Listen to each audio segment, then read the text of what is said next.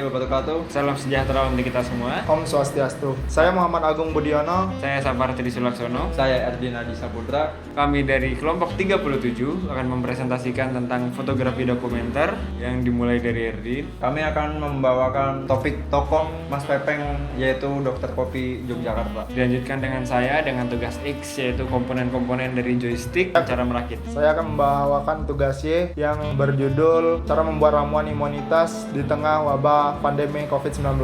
Dimulai yang pertama yaitu tokoh Mas Pepeng, seorang dokter kopi Yogyakarta. Selanjutnya karya dokumenter ini adalah tentang seorang tokoh bernama Husyu Firmansyah atau biasa disapa Mas Pepeng, panggilan akrabnya. Ia adalah seorang pendiri klinik kopi yang berletak di Jalan Kaliurang kilometer 6.5. Mas Pepeng mulai mendirikan kedai kopi miliknya ialah pada saat pertengahan bulan Juli, tepatnya tahun 2013. Membahas tentang klinik kopi. Klinik kopi di sini ialah berbeda dengan klinik kopi lain karena di sini menyediakan kopi tanpa gula. Bila kedai kopi saat ini ia berlomba-lomba untuk memasang dekorasi yang fotogenik, tempat instagramable dengan wifi yang mumpuni. Di klinik kopi justru sebaliknya, tidak ada wifi di sana dan pengunjung pun terpaksa harus berinteraksi dengan orang-orang baru atau orang-orang di sekitar. Di kedai klinik kopi pun sebenarnya cukup sederhana dan kita di sini seperti layaknya rumah sendiri. Dan lebih uniknya lagi, kita ngopi di sini tuh sambil diedukasi, entah itu tentang hobi, pekerjaan, dan keluh kesah yang lain. Dan biasanya di sini membahas tentang cara menyeduh kopi yang benar dan asal-muasal biji kopi itu sendiri dan cara meminum kopi yang benar dan lainnya.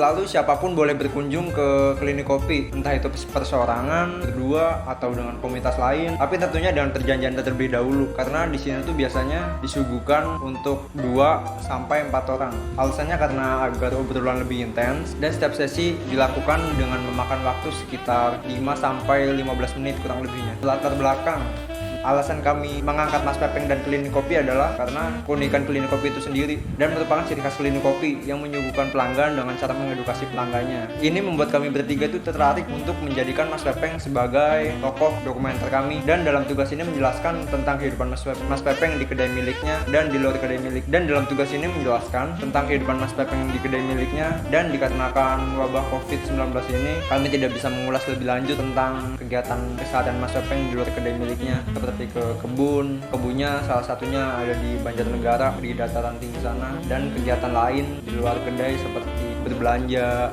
mengantarkan anaknya sekolah, dan kegiatan lain. Ya, proses kreatif. Pertama-tama ada proses produksi, yaitu yang pertama ialah yang kami lakukan mendatangi klinik kopi untuk mengobrol dengan Mas Pepeng dan mencari data informasi serta melakukan pendekatan secara langsung dengan Mas Pepeng. Dan kami juga melakukan survei, dan sembari melakukan survei kita pun diizinkan untuk memotret sedikit-sedikit tentang klinik kopi. Sekaligus kami membahas tentang konsep foto yang akan kita potret tentang Mas Pepeng di kehidupan kesehariannya, entah itu di kedai maupun di luar kedai. Kemudahan bagi kami di sini adalah Mas Pepeng seorang yang komunikatif, jadi mudah bagi kita untuk melakukan pendekatan, dan cuaca yang waktu itu sangat mendukung. Lalu subjek tidak asing dengan kamera karena Mas Pepeng biasa diliput oleh media dari dalam atau luar kota. Kesulitan di sini adalah waktu yang terbatas bagi tokoh. Ini memang cukup menyulitkan bagi kami karena jarang adanya waktu senggang dengan Mas Pepeng pada saat hari kerja. Hari kerjanya itu Senin sampai Jumat, dan tempat yang agak sempit menyulitkan kita untuk mengambil dari berbagai angle. Sebenarnya kami ingin lebih luas lagi mengeksplor keseharian tokoh tersebut, seperti ke kebun Mas Pepeng yang ada di Banjarnegara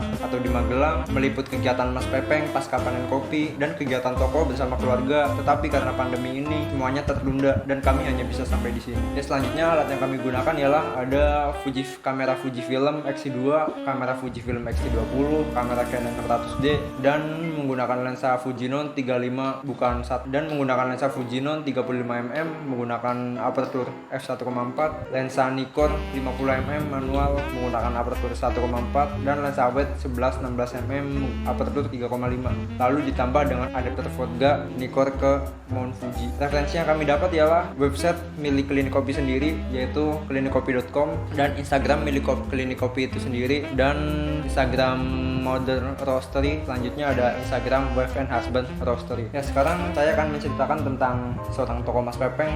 Mas Pepeng bernama asli Husyu Firmansyah, merupakan warga asli Yogyakarta, dan dia sudah menikah dengan Mbak Pipit sapaannya, dan ia dikaruniai seorang anak. Mas Pepeng mulai mendirikan kedai kopi pada bulan Juli tahun 2013, dan sebenarnya hobi Mas Pepeng itu melancong dan berburu biji kopi ke pelosok-pelosok Indonesia, dan ini menginspirasi Mas Pepeng untuk mendirikan kedai klinik kopi milik Mas Pepeng itu sendiri.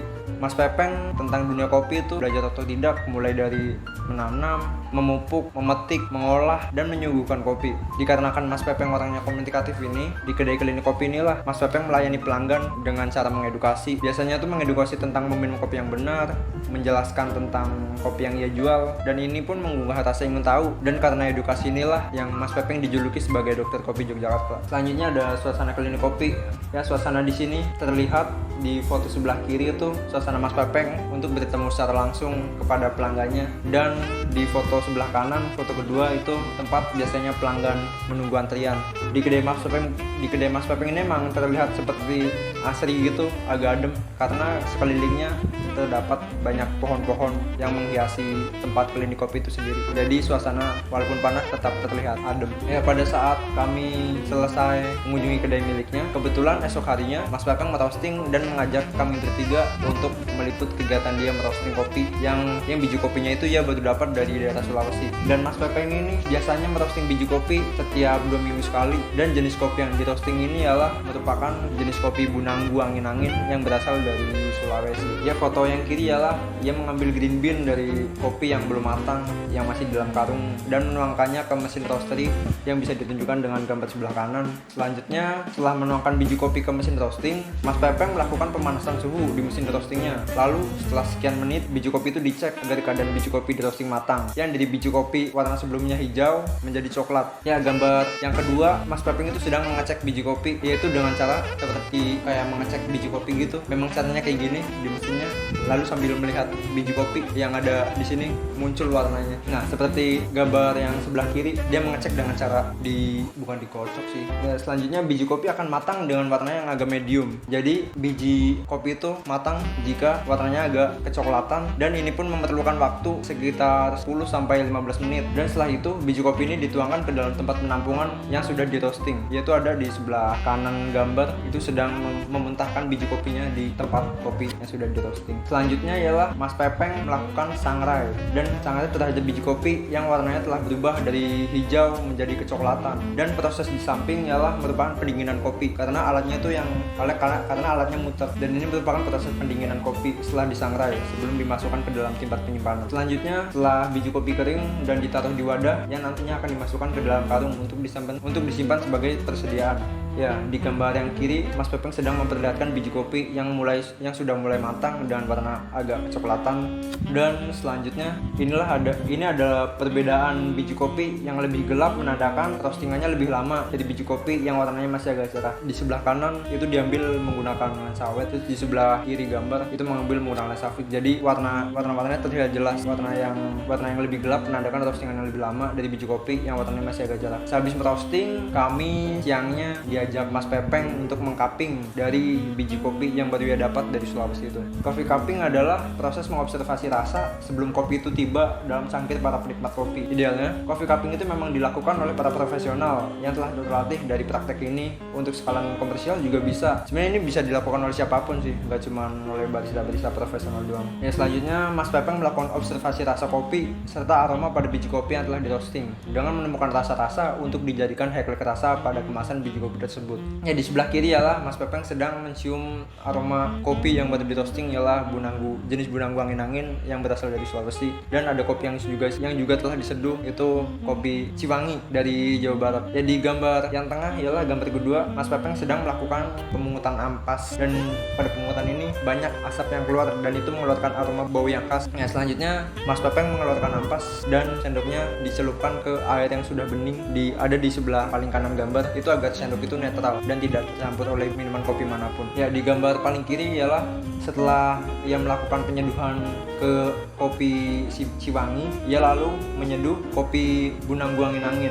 Lalu selanjutnya seperti biasa Mas Pepeng melakukan penciuman aroma terhadap biji kopi yang baru diseduh. Dan ada di gambar paling kanan itu ada perbedaan dari kopi yang paling bawah, ada biji kopi Bunanggu angin-angin, dan yang tengah ada biji kopi Ciwangi yang sudah ditarik ampasnya tadi di gambar sebelumnya. Dan yang paling atas ada gelas netral, itu biasanya untuk menyelupkan sendok yang habis dilakukan tester. Pada saat cupping selesai, selanjutnya Mas Pepeng itu langsung melakukan deal kepada petani kopinya, dan Mas Pepeng biasanya menghubungi langsung jika selesai cupping dan berasa biji kopinya cocok dengan kemauan Mas Pepeng, dia langsung menghubungi ke petaninya dan dia minta sesuai dengan apa yang ditunjukkan dalam perjanjian bisnis. Dan setelah roasting di kedai klinik kopi itu sebenarnya ada pengolahan kopi yang khusus dibuat oleh Mas Pepeng sendiri, yaitu bernama Coca Dripper. Coca sebenarnya adalah alat seduh kopi yang didesain sendiri oleh Mas Pepeng, dan Mas Pepeng itu bekerja sama oleh perusahaan keramik bernama Kolaka Pottery. Alat seduh Coca milik Mas Pepeng ini adalah alat seduh yang fleksibel yang bisa digunakan untuk berbagai macam kertas penyaringan kopi, yang merupakan keunggulan alat seduh kopi yang didesain oleh Mas Pepeng. Dan di sini kita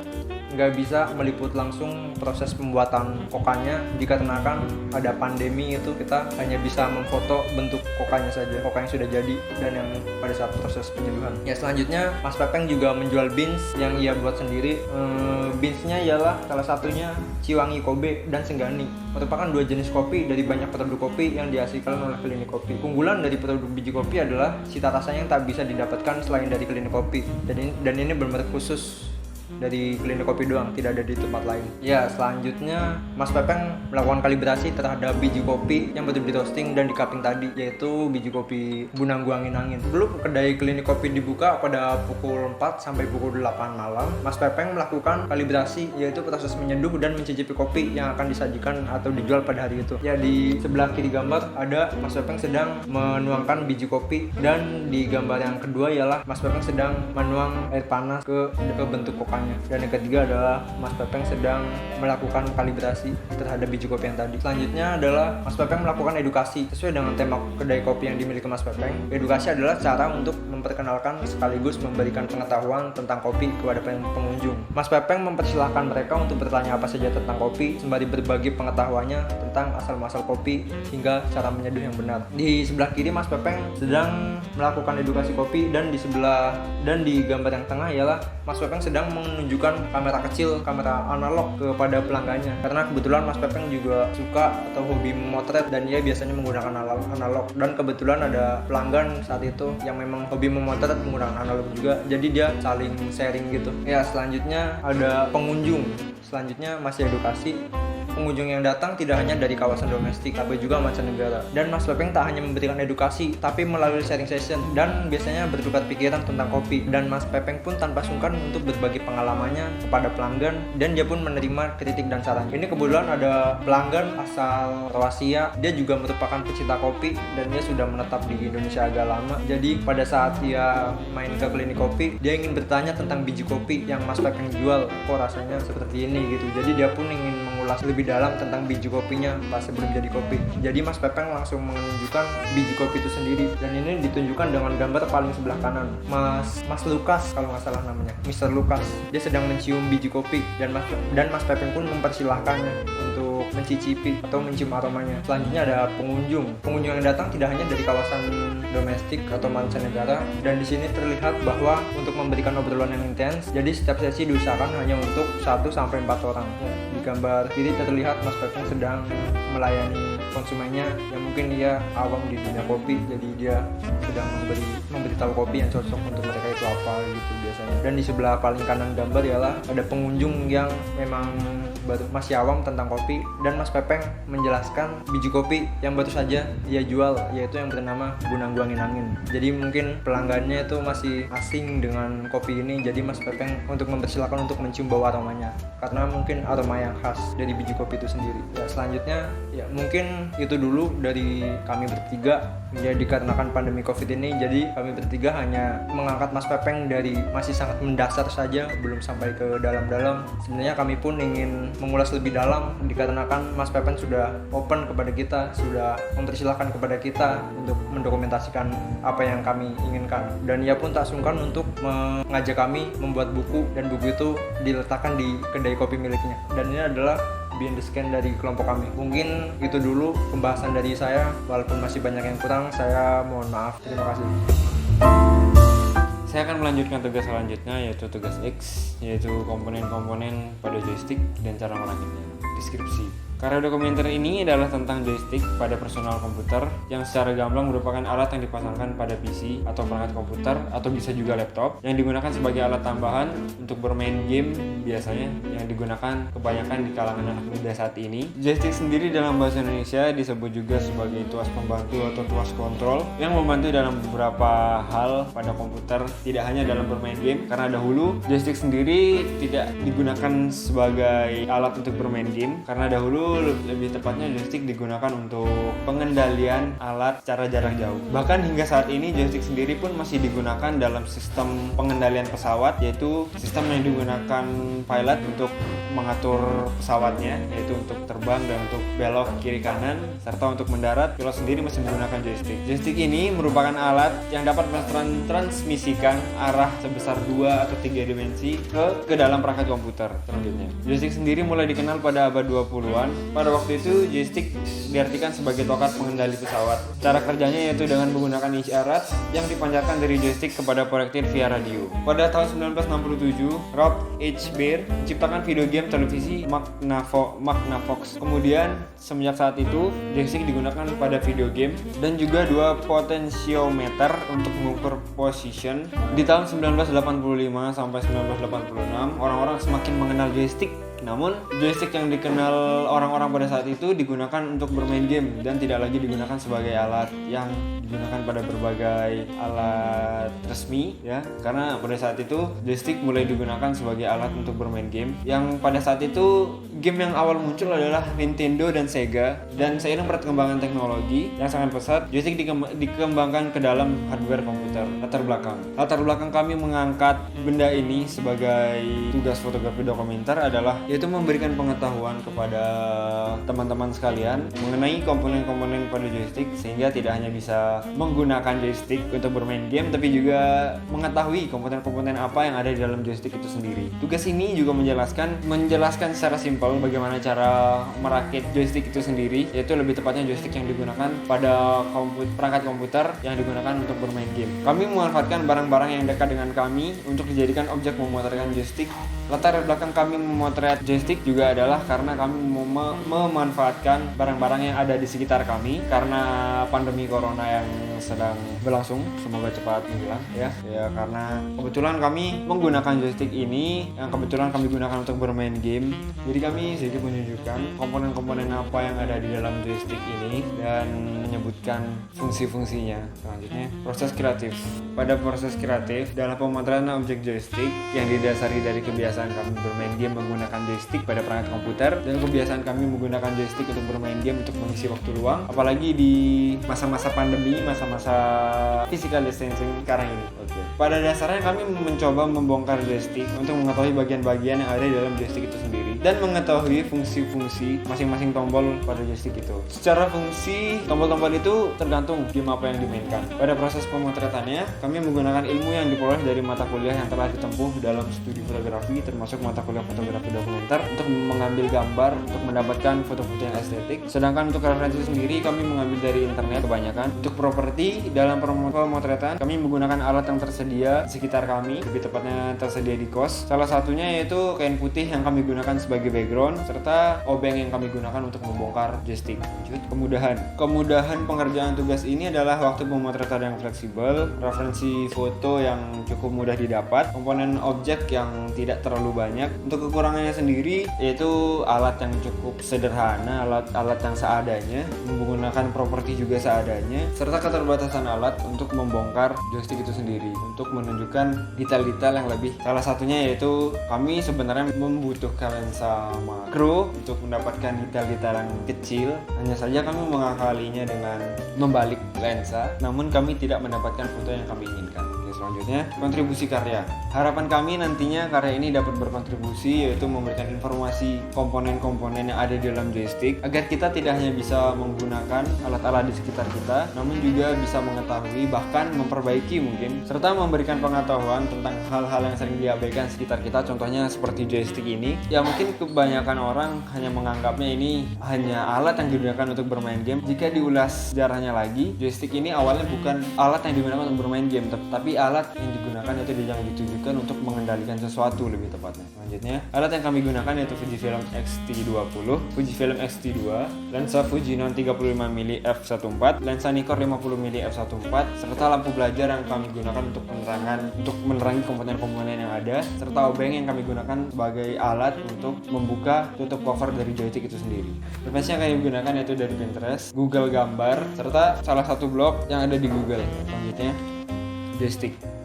Joystick adalah alat bantu atau tools pembantu yang banyak digunakan pada era modern ini sebagai alat yang digunakan untuk bermain game. Namun secara umum, joystick tidak hanya digunakan untuk bermain game modern, namun juga joystick yang pada awalnya digunakan sebagai alat pembantu untuk menggerakkan suatu alat, untuk menggerakkan suatu sistem, yang hingga saat ini bahkan masih digunakan pada sistem pesawat modern, pesawat terbang, yang kemudian semakin hari semakin berkembang dan akhirnya dikembangkan menjadi sebuah alat bantu dalam bermain game yang awalnya digunakan dalam permainan Nintendo dan juga Sega. Selanjutnya, tombol navigasi. Di dalam komponen joystick itu terdapat tombol navigasi atau yang mungkin kebanyakan orang lebih mengenalnya sebagai tombol arah, yaitu tombol panah pada joystick yang digunakan untuk mengarahkan kursor tunjuk atau kursor panah serta sebagai tombol navigasi dalam sebuah permainan. Contohnya dalam sebuah permainan balapan, tombol arah ini digunakan sebagai tombol yang nantinya akan menggerakkan untuk membelokkan ke kanan dan ke kiri. Selanjutnya, sebelum dilakukan pemasangan motherboard, terlebih dahulu tombol navigasi yang tadi dilapisi dengan karet yang nantinya dapat menyentuh sensor navigasi pada motherboard yang nantinya dapat memproses ketukan tersebut menjadi sebuah gerakan tertentu dalam sebuah game. Selanjutnya adalah tombol simbol. Pada joystick terdapat tombol simbol yaitu tombol X, tombol segitiga, tombol bulat, dan tombol segitiga. Dan masing-masing tombol tersebut memiliki warna-warna yang berbeda seperti segitiga memiliki warna tombol dengan warna hijau, tombol bulat ditandai dengan tombol berwarna oranye, serta tombol kotak ditandai dengan tombol berwarna merah, dan untuk tombol X itu sendiri ditandai dengan warna biru. Untuk fungsinya sendiri, tombol X biasanya digunakan sebagai tombol kata tidak atau biasa digunakan sebagai perintah tidak dalam sebuah permainan.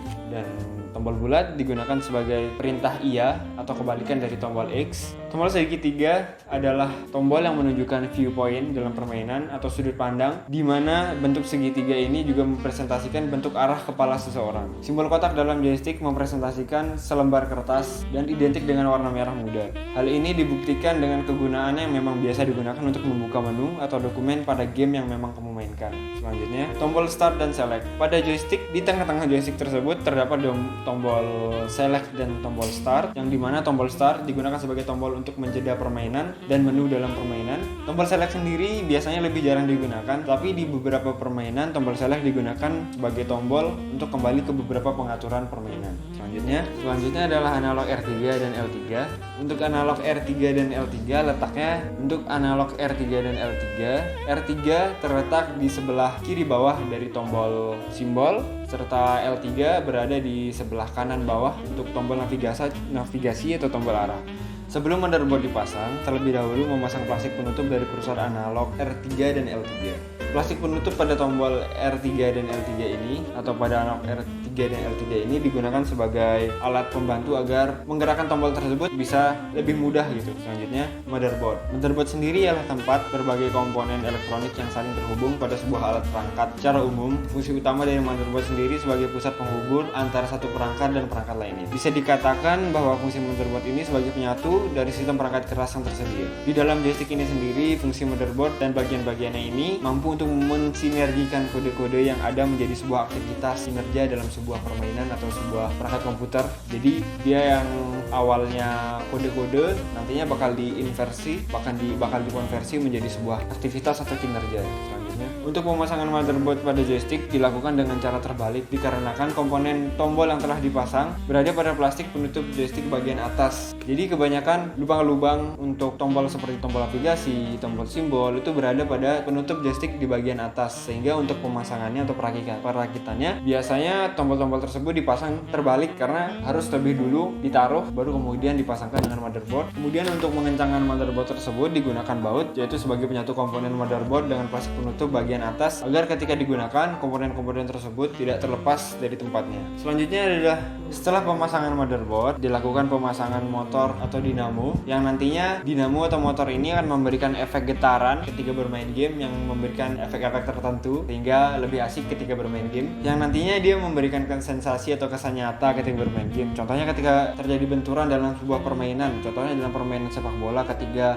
kita disliding oleh pemain lawan, maka stick itu sendiri akan bergetar yang menunjukkan ada reaksi di situ. Jadi memberikan sensasi tertentu. Oke, selanjutnya tombol R1, R2, L1 dan L2.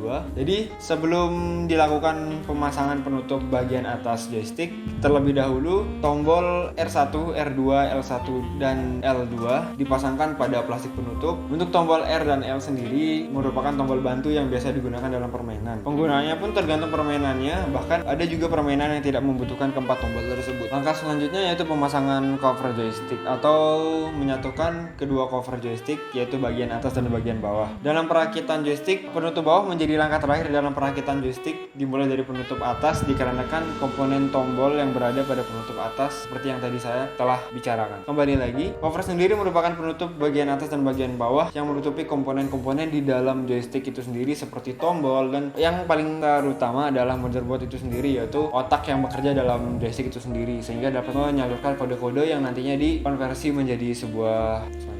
Kemudian langkah terakhir yaitu kembali pemasangan baut yang dimana baut ini akan menyatukan cover bagian atas dan bagian bawah agar ketika digunakan joystick ini sendiri tidak berceceran komponen-komponen di dalamnya. Selanjutnya penggunaan. Setelah joystick berhasil dirakit, kemudian joystick dihubungkan kembali ke perangkat komputer untuk melakukan final check apakah joystick bisa digunakan dengan baik atau masih ada terkendala sesuatu. Untuk mengetahui bahwa joystick tersebut menyala adalah yaitu terdapat indikator lampu berwarna merah di tengah-tengah stick, yaitu di antara tombol R3 dan L3. Dan ini adalah behind the scene. Sekian dari saya. Wassalamualaikum warahmatullahi wabarakatuh.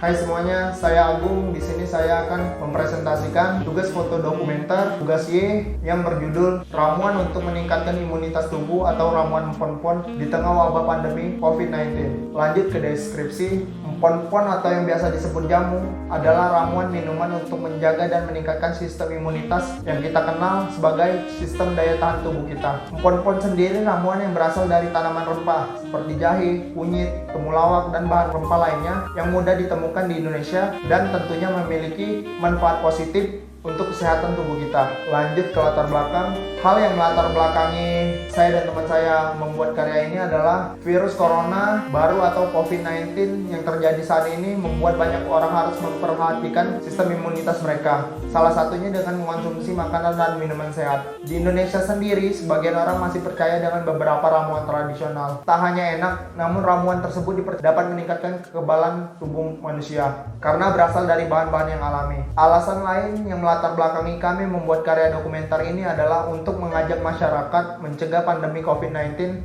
dengan cara meningkatkan imunitas tubuh, karena sampai sekarang virus yang disebut COVID-19 ini sendiri belum ditemukan vaksinnya. Manfaat karya. Dibuatnya karya dokumenter ini untuk mengedukasi masyarakat agar lebih meningkatkan sistem daya tahan imunitas tubuh, karena imunitas adalah sistem pertahanan tubuh untuk melawan virus COVID-19 yang sedang menjadi pandemi di seluruh dunia, khususnya Indonesia. Salah satu mencegah COVID-19 ini dengan cara meningkatkan daya tubuh atau imunitas dengan cara mengonsumsi ramuan-ramuan yang bisa dapat meningkatkan imunitas tubuh.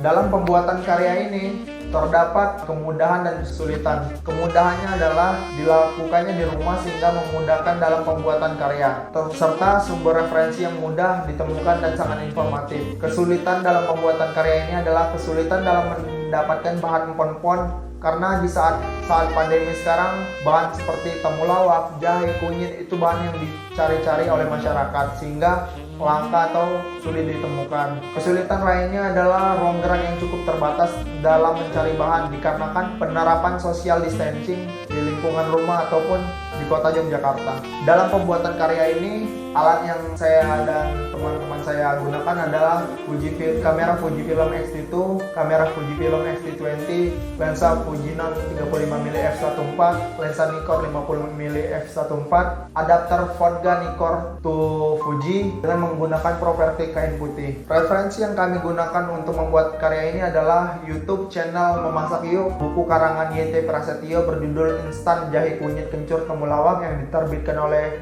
penerbit Kanisius di tahun 2003, serta sumber website jurnal Tingkatkan Imunitas Tubuh Dokter Sarankan Konsumsi Jamu. Selanjutnya, step awal adalah bahan-bahan untuk membuat empon-empon. Untuk membuat ramuan tradisional empon-empon memerlukan bahan-bahan rempas tradisional seperti 1 ruas temulawak, 50 gram jahe merah, 100 gram jahe emprit, 3 batang daun serai, 1 ruas kunyit, daun jeruk secukupnya, kayu manis, gula putih. Bahan-bahan ini kami gunakan untuk membuat porsi untuk 3 orang. Kalian bisa menambahkan bahan-bahan ini sesuai dengan kebutuhan porsi kalian. Selanjutnya, proses pencucian bahan. Tahapan awal untuk membuat ramuan empon-empon adalah ketika semua bahan sudah didapatkan atau dibeli dari pasar ataupun swalayan, ada baiknya kita membersihkan bahan-bahan yang digunakan seperti jahe, kunyit, temulawak. Kita bersihkan, kita cuci, kita saring kotorannya agar lebih higienis untuk kita olah. Lalu setelah kita bersihkan dan kita cuci, kita keringkan sebentar. Bahan pertama yang kita bahas adalah temulawak. Temulawak banyak dikenal sebagai tumbuhan yang dapat membuat tubuh agar tetap bugar. Temulawak atau nama lainnya Curcuma santorrhiza merupakan tumbuhan obat tergolong dalam suku temu-temuan. Asalnya dari Indonesia. Temulawak memiliki beragam kandungan nutrisi yang baik seperti zat tepung, kurkumin, minyak atsiri, fendraren, protein kamfer, serat, glukosida, dan lain-lain. Khasiat temulawak bagi kesehatan sangatlah banyak. Salah satunya untuk meningkatkan daya tahan tubuh manusia. Manfaat lainnya adalah sebagai antibakteri dan anti jamur, memperlancar proses pencernaan, mencegah kanker,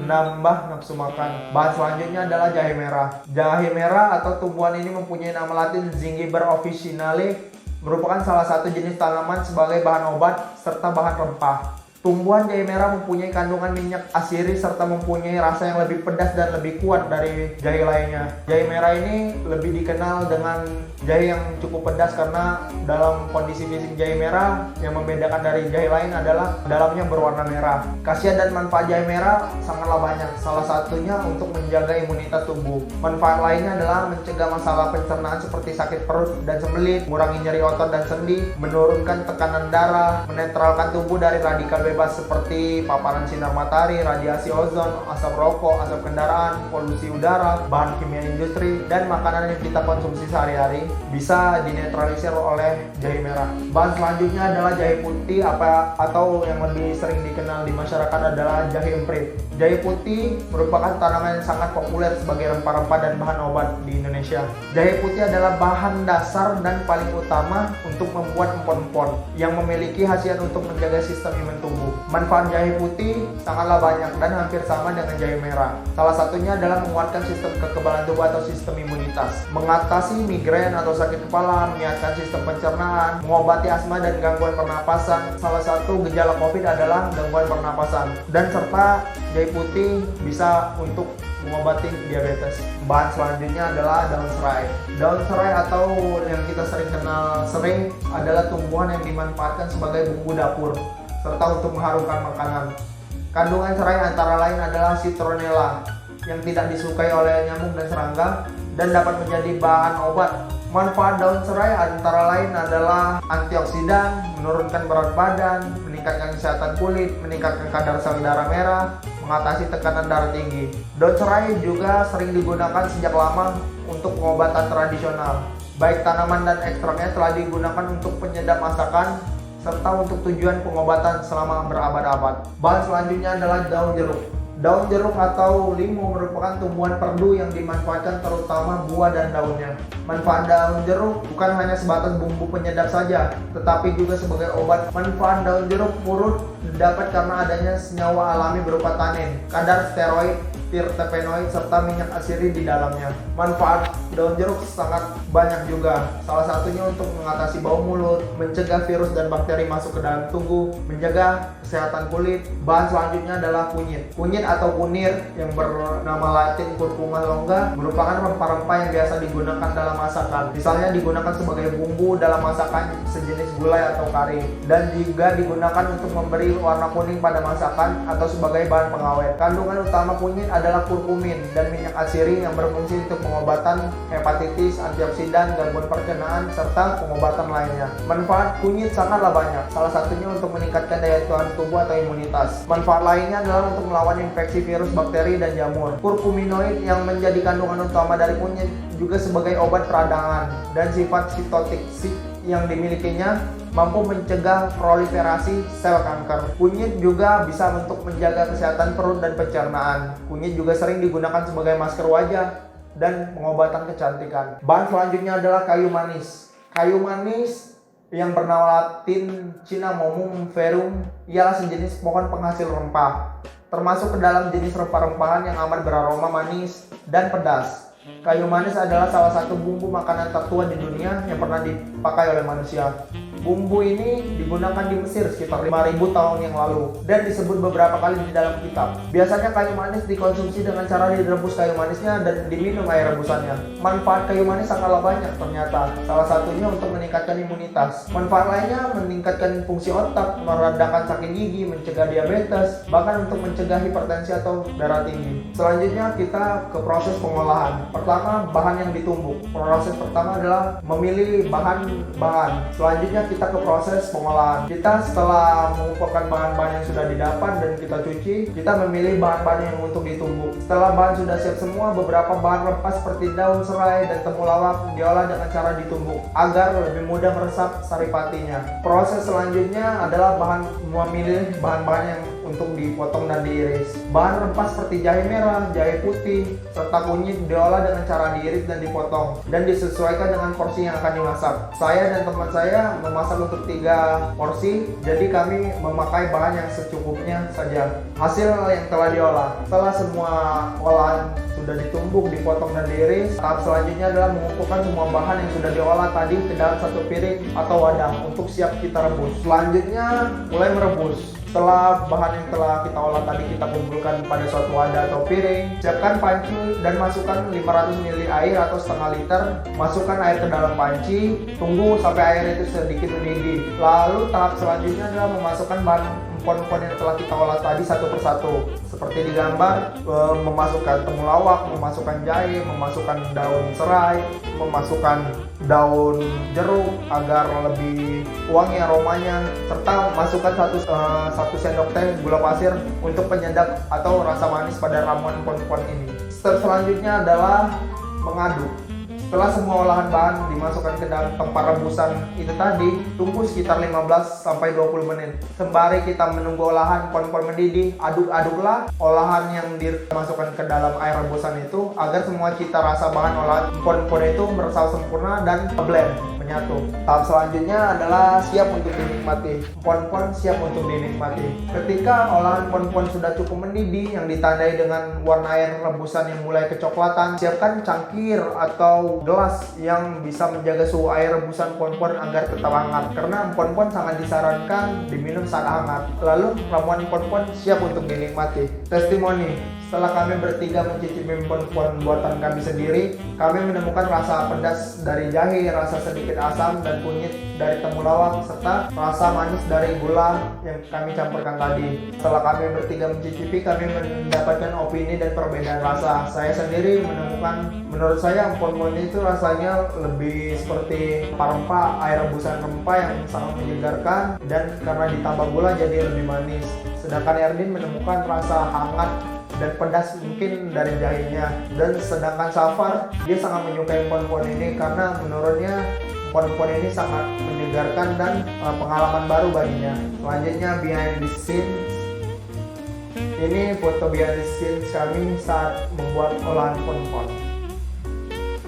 Sekian presentasi dari saya. Terima kasih.